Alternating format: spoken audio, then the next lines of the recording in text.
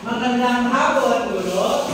Bago kayo upo ay maaari ko bang tawagin si Yelis upang pangunahan ang panalangin?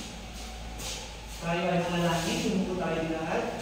Lord, thank you so much for today. Gabayan niyo po kami. Gabayan niyo po ang ating guro at ang ating mga kaklase. In Jesus' name. Amen. Bago kayo upo, pulutin ang mga basura sa ibabaw ng inyong mga upuan. May lumiban ba sa ating klase ngayon? Wala po. Mahusay. Sa aming klase ay may tatlo lamang akong aliguntunin. Ito ay makinig ng mabuti, itaas ang kamay kung may sasabihin kayo at tumahimik. Naintindihan ba? Opo. Galing. Ngayon ay magbabalik-aral tayo. At gagawin natin ito sa pamamagitan ng paglalaro. Ito ay tinatawag na raise your flag. Ito ang panuto. Itaas ang burden flag kung ang pinapahayag ng pangusap ay tama at itaas naman ang pulang flag kung ang pangusap ay mali. Papangkatin ko kayo sa dalawang grupo. Ito ang unang grupo at ito ang ikalawang grupo. Maaari ko bang tawagin ang mga miyembro upang pumunta dito sa gilid ng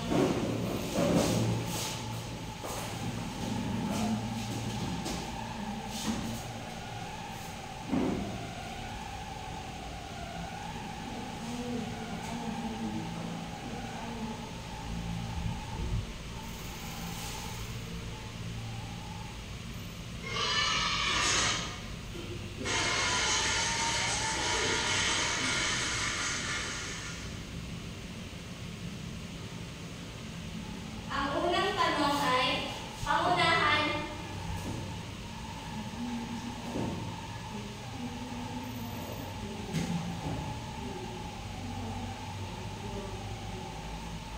Pangunahan ang pagpulot ng mga flag na ito.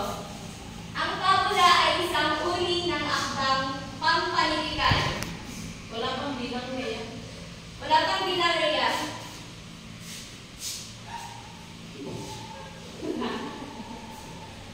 Isa pa, ang pabula ay isang uri ng akdang pampanitikan. Tama ba o mali ang pinapahayag ng kausap? Isa, dalawa, tatlo. Tama, tingnan nga natin.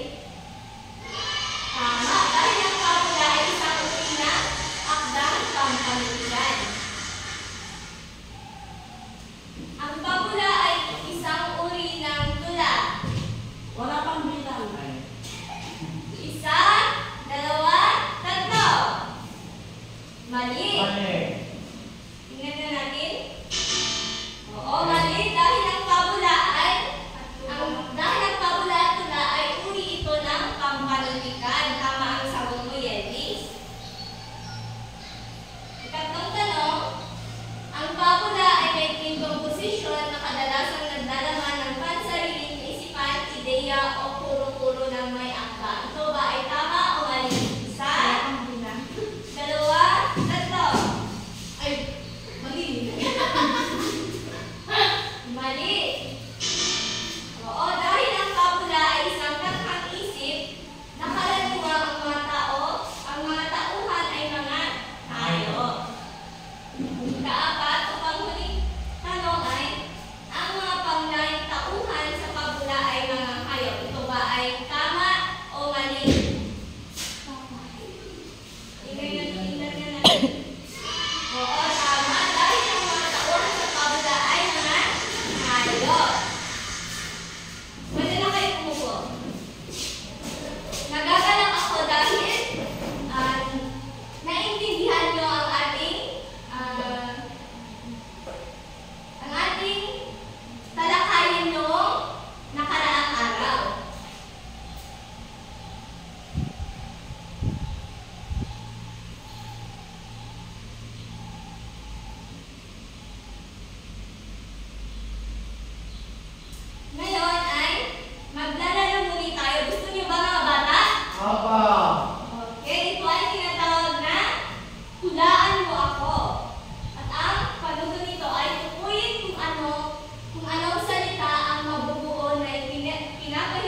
ng pangusap. Naintindihan ba mga bata? Opo. Okay, simulan na natin.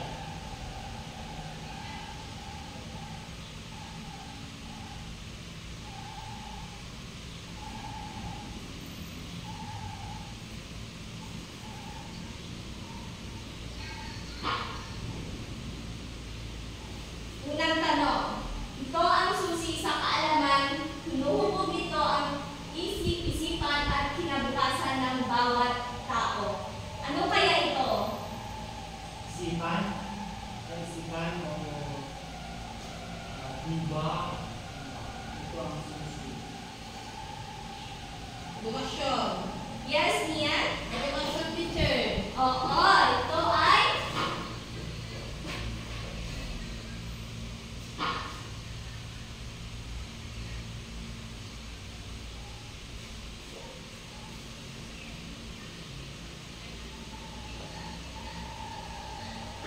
edukasyon. Tama ka, Nia.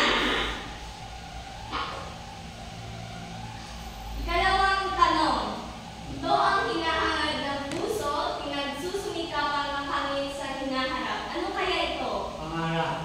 Yes. Pangarap po ang mission siguro. Mahusay. Tingnan nga natin.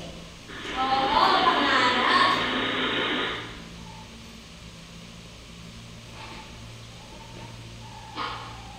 Tatlong tanong.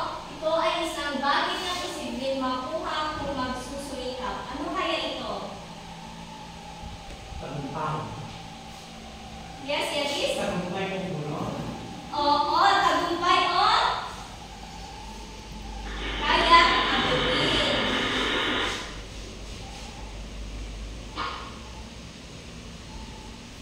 Panghuling tanong, isang akdang nagbabahayag ng opinyon, damdamin o karanasan ng may akda. Ano kaya ito? Yes, Rhea? Tingnan na natin kung tama si Rhea. Oo, sanaysay. Alam niyo ba, class, na ang larong ito ay may kinalaman sa ating talakayan ngayon.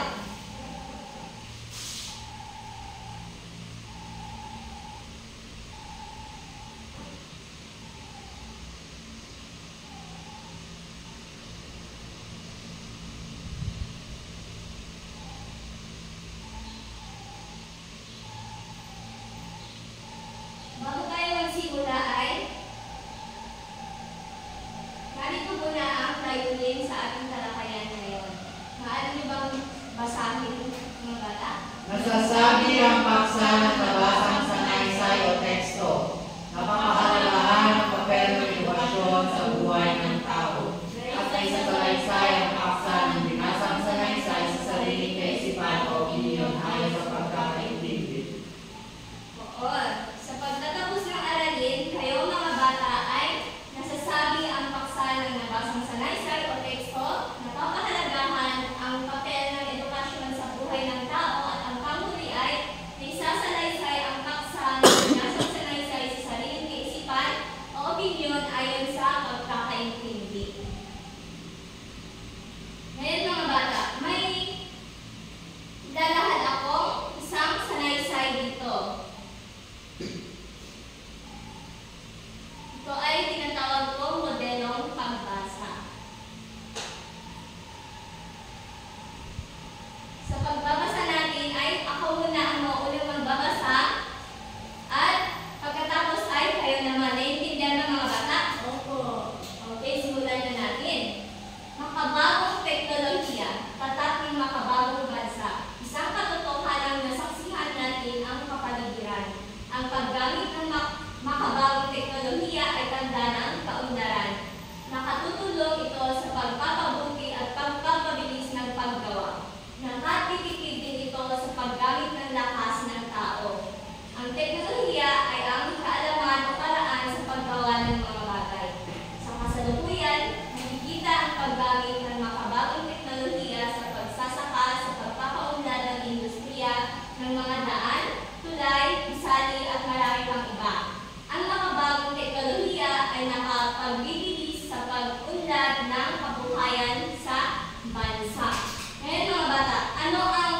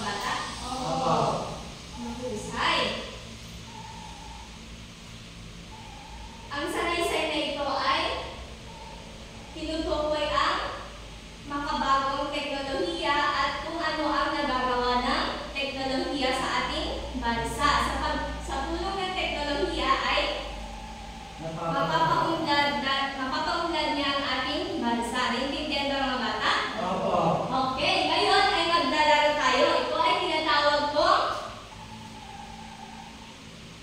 quiz game.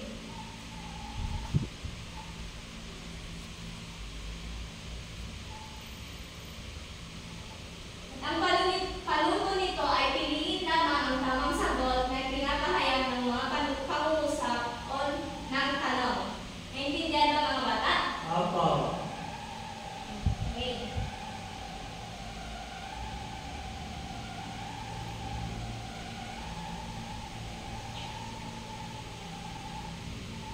Sa unang tanong, sino gustong sumagot? Yes, Yadis. Ano ang paksa sa binasang sanaysay? Ang paksa sa binasang sanaysay ulo ay makabagong teknolohiya.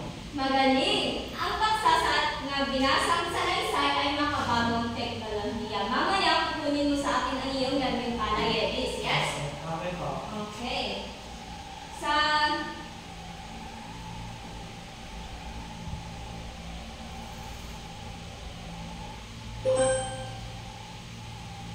ikalawang tanong, sino ang gustong sumagot? Paano nakakatulong ang teknolohiya sa edukasyon sa buhay ng tao? Yes, Nia. Pinapadali nito ang pag-access sa informasyon at online na pag-aaral. Oo. Tingnan natin kung tama.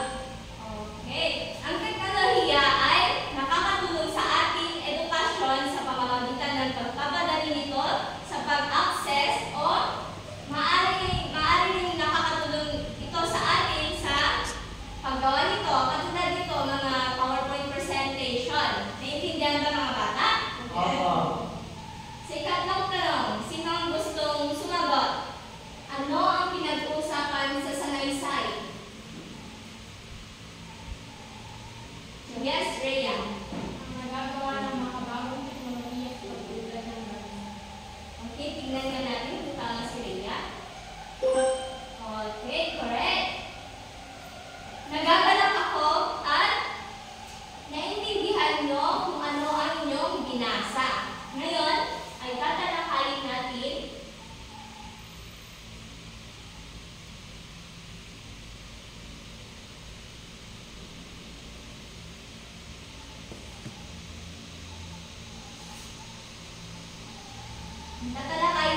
natin ngayon ay ang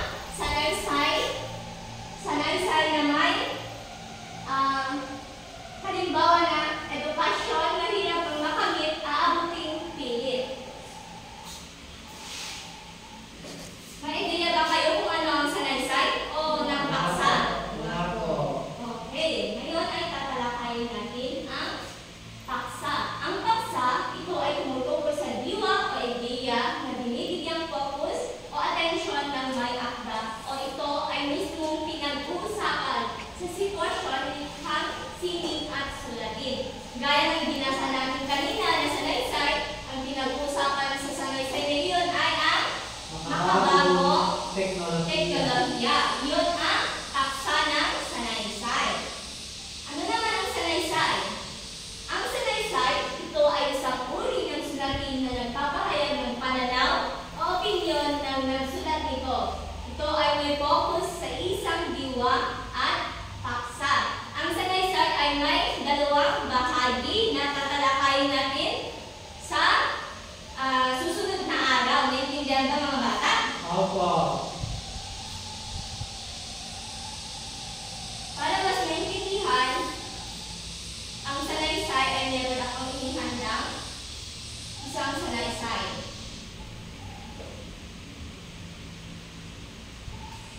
Ang edukasyon ay isang bagay na nagbibigay daan upang maabot ng isang tao ang mga pangarap, kaya't marami mag-aaral ang nagsisikap makatapos gaano man kahirap. Sa malalay probinsya, nakakaya ng maraming bata ang sumuong sa panganib makapasok lamang sa paaralan. Inaakyat nila ang matatag na bundok, dumaraan sa masusukan na daan, at tumatawid sa rumaragasang agos ng ilog upang sila ay makapag-aral. Hindi nila hinahayaang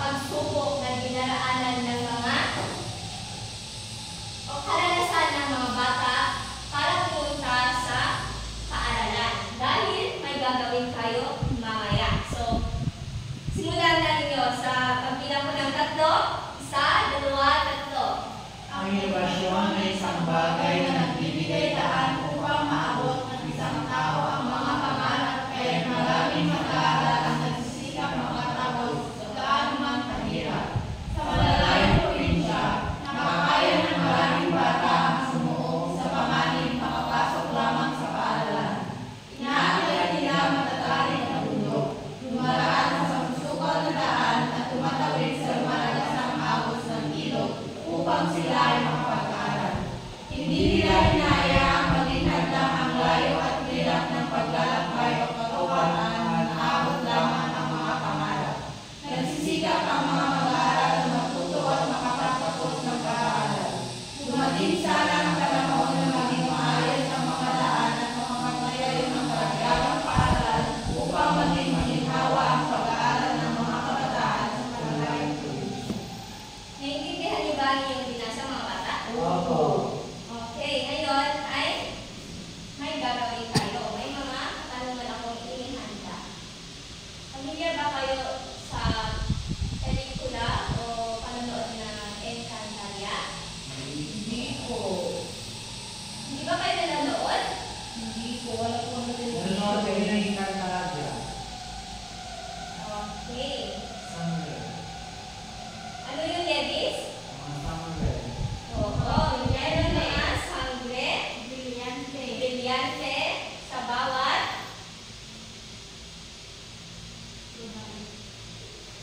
diwata o sangre. Ito ay tinatawag mong brilliant tanong. Ang tanong nito ay pumili sa mga brilyante at sagutin ang mga katanungan nito.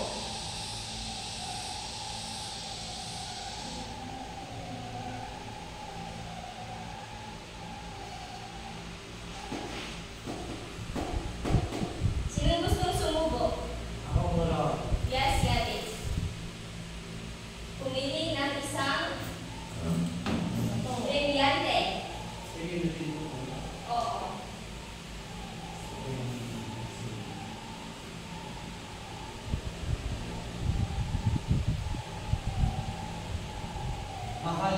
Mahalaga ba ang edukasyon sa buhay ng tao? Ipaliwanag. Brilyante ng hangin. Opo, puro.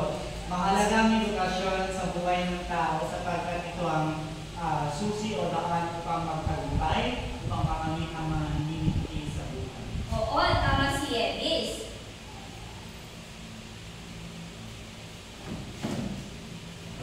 Oo, dahil ito ang isang bagay na nagbibigay daan upang maabot ng isang tao ang mga pangarap sa buhay. Mahusay Yaris dahil nasagot mo ang katanungan ni Brilyante na hangin. Sino ang gustong sumubok?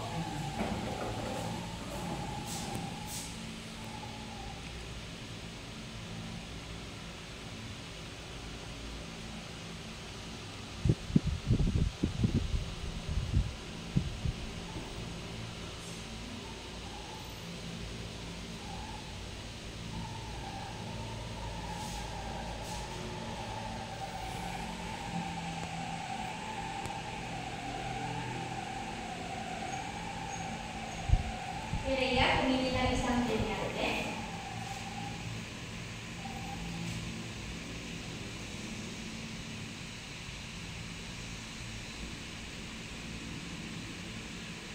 Ang paksa sa binasang sanaysay ay edukasyon, mahirap Basahin mo muna ang tanong ni Brilyante. Saan ang paksa sa binasang sanaysay?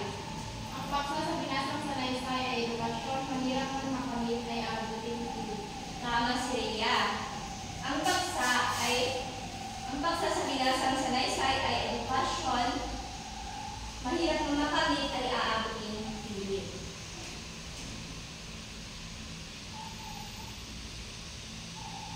Next.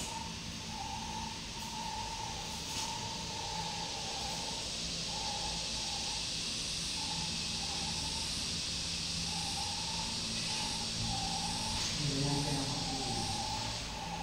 Basahin mo ito. Ang tanong guro, sa panahon ngayon, nagiging madali ba ang pag-aaral ng mga bata? Aaral na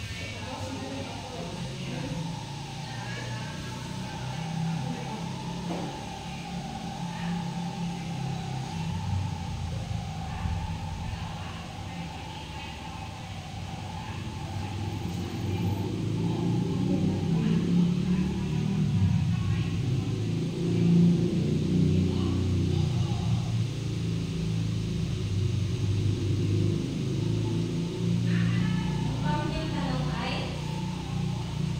Kung ikaw ang nasa posisyon ng mga bata, makakaya ba ang hirap na naranasan nila mapunta lang sa paaralan?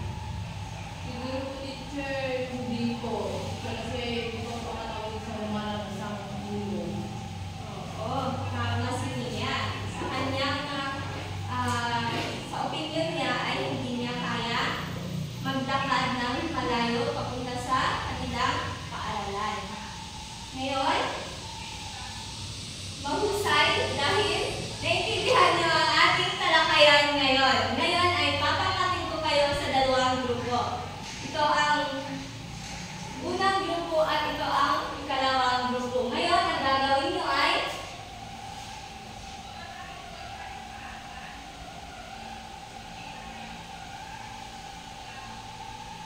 ito ay pinamagatan kong kwento ng tagumpay. Ang gagawin nyo, ang bawat grupo ay magsasalaysay sa pamamagitan ng paggawa ng maikling dula na nagpapakita ng mga pagsubok na hinarap ng mga mag-aaral upang makamit ang kanilang mga pangarap. Naintindihan ba ang panuto, mga bata? Opo. Gagawa kayo ng isang maikling dula na nagpapakita ng mga pagsubok na hinarap ng mga mag-aaral upang makamit ang kanilang mga pangarap sa buhay. At ito ang ating pamantayan. Kahusayan sa pagganap, nagsasadula ng maayos ang mga nagpapakita ng mga pagsubok na hinarap ng mga mag-aaral, presentasyon, madaling maintindihan kung ano ang sinasadula, at ang pagpapaliwanag, may papaliwanag ng maayos ang sinasadula. Ito ay 10 puntos at sa mahusay naman ay 5 puntos. Bibigyan ko kayo ng 5 minuto para mag-practice sa bawat grupo. Pumunta na kayo sa inyong grupo.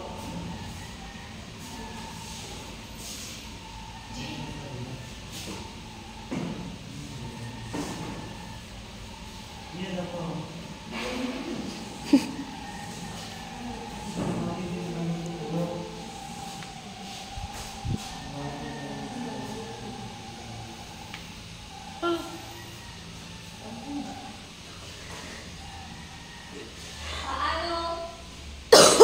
Paano yung ipapakita ang mga pagsubok na hinarap ng mga mag-aaral upang makamit ang kanilang mga pangarap?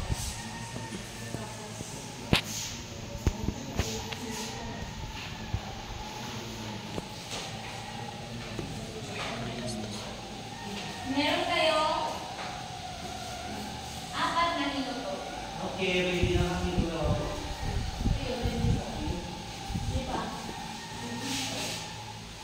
Meron kayong 2 minuto upang ipresenta ang iyong mga dula.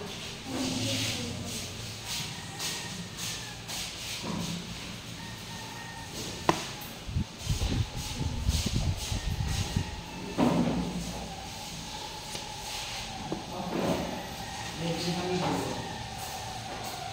Okay, ready na ang unang pangkat. Ay! Nay, burn out!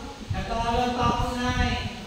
Ano ba yan? Hindi ba tao si Ebi sa tutulong tayo ng kuryente, wala kasi tayong pambayad. Ako na lang gamitin mo lang pala. Hindi, nice. Mag-aaral ako dahil may pagsusulit kami bukas. Kailangan kong aralin ko dahil bukas may pagsusulit. Salamat, Nay. Tama yan na, sige, pagbutin mo ang pag-aaral. Hindi po. Okay na, Nay. Matutulog na ako. Salamat. Mahusay ang unang pangkat. Bigyan natin sila ng ibang palakpak.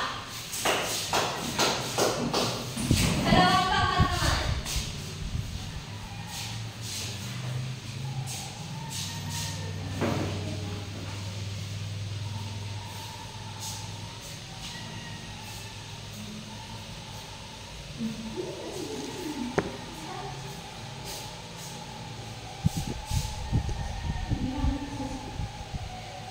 na ba ang pangalawang tawad? Okay, bigyan natin ng 5 bagsak ang pangalawang pangkat.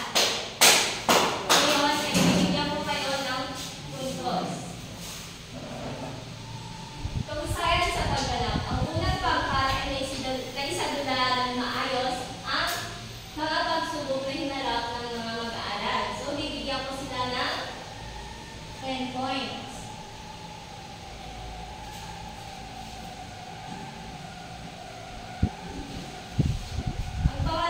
Pangalawang pangkat naman ay hindi masyadong naisadula o naintindihan ang mga pagsubok na mga mag-aaral. So, bibigyan ko kayo ng 5 puntos. Sa presentasyon naman ay madaling naintindihan ang pagsasadula ng unang grupo. So, bibigyan ko sila ng 10 puntos. At ang pangalawang pangkat naman ay hindi gaanong naintindihan ang kanilang pagsasadula. So, bibigyan ko kayo ng 5 puntos. At sa pagpapaliwanag, di pa paliwanag ng mga isang sinadula. Ang unang pangkat ay ipaliwanag naman nila ang kanilang naisadula. So, bibigyan ko sila ng 10 points, with a total of 30 points. At ang pangalawang pangkat ay may 15 points. Bigyan natin ang ating mga sarili ng 5 bagsak. 1, 2, 3, 4, 5. Ngayon mga bata, meron akong ditong vision board. Ang gagawin nyo ay isulat ang iyong mga pangarap at paliwanag kung paano makakatulong ang edukasyon para makamit ang mga ito. Meron akong mga marker dito.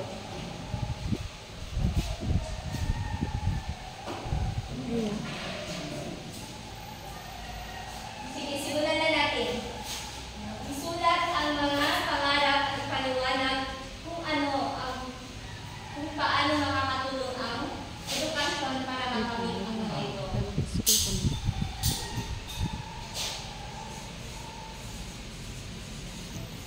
Write as many as you can.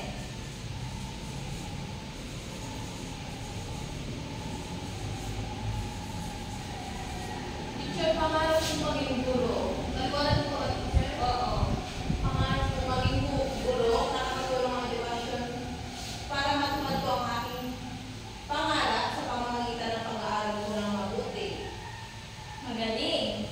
Next, Yetis.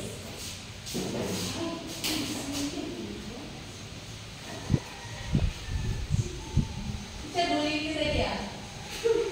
Yung ginawa niya sa'yo niya? Kailangan niyo po ako, teacher.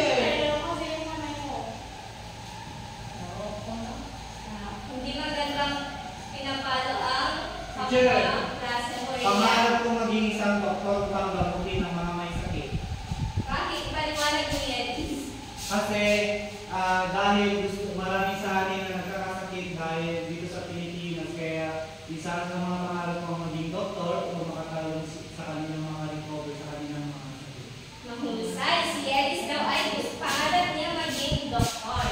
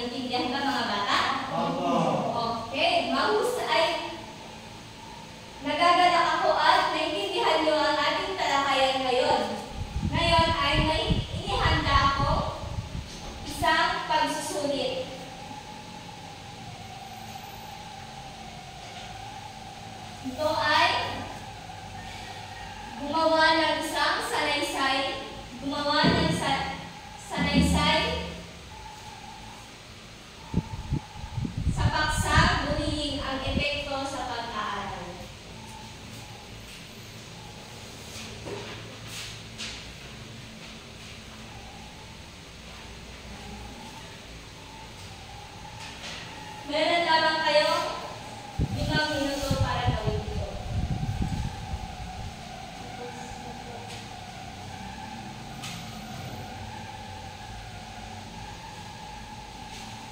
Gusto ko po. Kaya natin ang inyong mga kasamang pamilya. Gusto ko. Tapos na ba ang lahat? Opo. Okay, yung nasa likuran, ipasa sa iyong harapan ng inyong mga pamilya.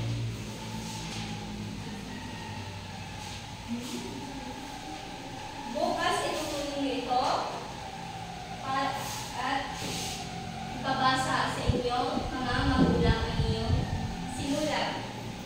Ngayon, ay naging handa akong mga katanungan. Ito ay tinatawag na kahon laman. Pumili ng isang kahon at sagutin ang mga katanungan na nasa loob.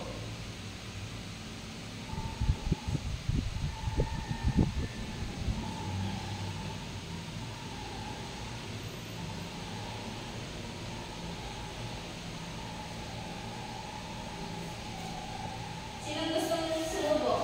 Oh. Yes, Yaris.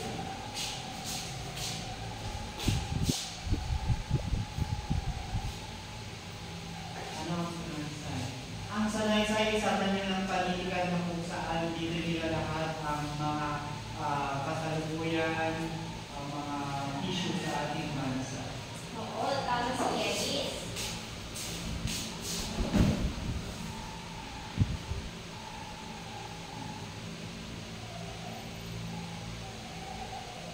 Ikalawang tanong. Paano mo makakamit ang mga pangarap mo sa buwan sa kasalan mo ng pag-aaral ng magulang? Oo, upang maabot ang mga pangarap sa buhay ay magpursiging mag-aral.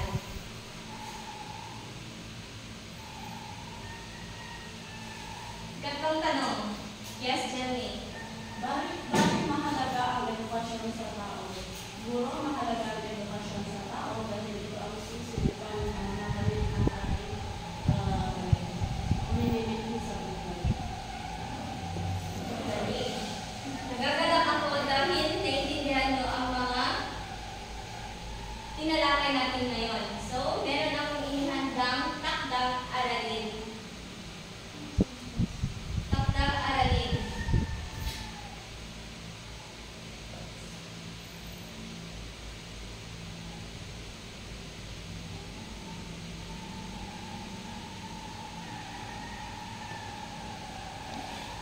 Ang gagawin nyo ay gumawa ng sariling sanaysay at ipasa ito bukas. Hindi lang ba